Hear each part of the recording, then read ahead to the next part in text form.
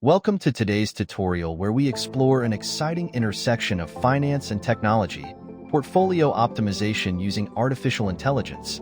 In an era where data-driven decisions can lead to significant financial gains, understanding how to optimize your investment portfolio has become essential.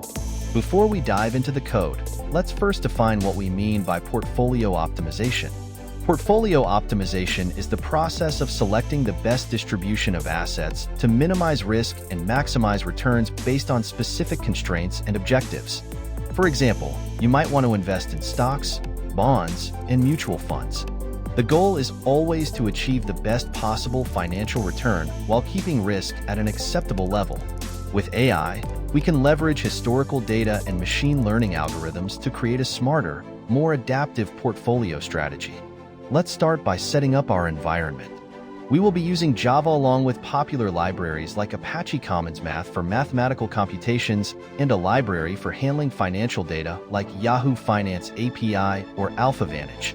First, we will create a class called Portfolio Optimization that will help us manage our assets. The Add Asset method allows us to add different assets and their corresponding weights to our portfolio. Next, we need to gather historical price data for our assets. Here's how we can fetch it using the Yahoo Finance API.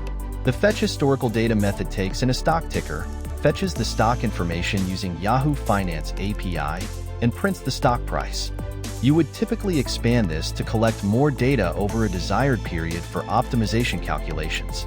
Next, we want to calculate the expected returns and the risk associated with our portfolio. To do this, we will create a method to compute the mean returns and the covariance matrix of the asset returns. In the Calculate Expected Return method, we loop through each asset, fetch the expected return for each ticker, and calculate the overall expected return for the portfolio. Note that the Fetch Return method is currently a placeholder where you'd implement your logic to retrieve the actual returns based on historical data. Now, let's compute the risk of the portfolio using the covariance of asset returns. Here's some code that can help with this process. The Calculate Portfolio Risk method gives us the placeholder for future covariance calculations that will allow us to assess the overall risk of the portfolio. In practice, you would compute the covariance between the returns of the assets to get a risk assessment.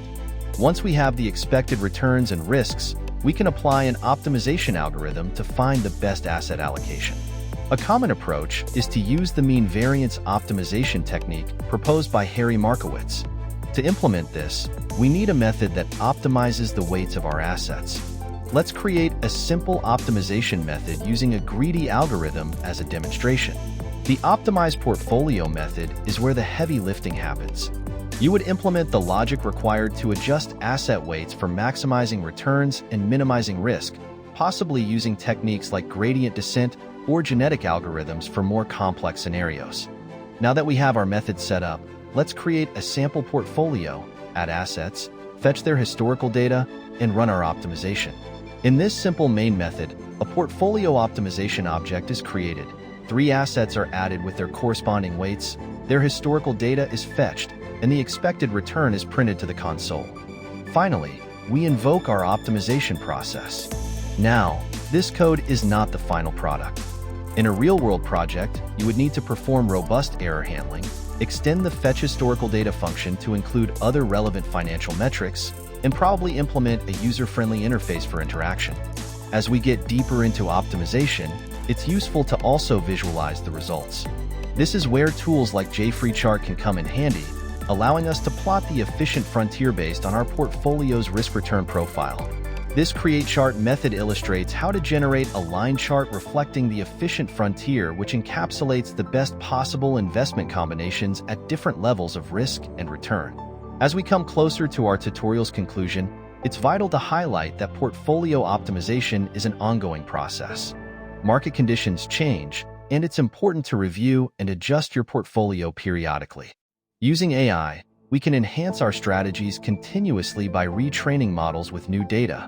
In addition to Java, there are many other languages and frameworks available for AI and financial analysis, such as Python with libraries including TensorFlow, Keras, and Scikit-learn.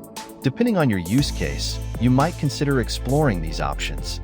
So, that's a wrap for today's tutorial on using AI for portfolio optimization.